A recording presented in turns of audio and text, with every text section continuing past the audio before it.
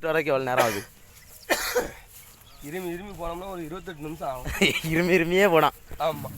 நல்லா போனால் நார்மலாக போனோம்னா ஒரு 26 நிமிஷம் ஆகும். ஒரு 2 நிமிஷம் குறையும். ஆமாம், 2 நிமிஷம் குறையுது.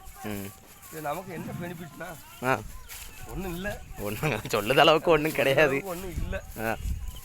ஏதோ அண்ணன்னைக்கு கஞ்சி குடிக்க இன்னைக்கு வந்திருக்கா 10-50 ஏதோ ஆண்டவன் படியில் கேட்டு உள்ள ஒரு வயசாளி வெட்டிட்டா பாரு. அவருக்கு என்ன இல்லை, அவர் பாட்டு வெட்டுவார், இன்னொரு நாள் பிடிப்பார்.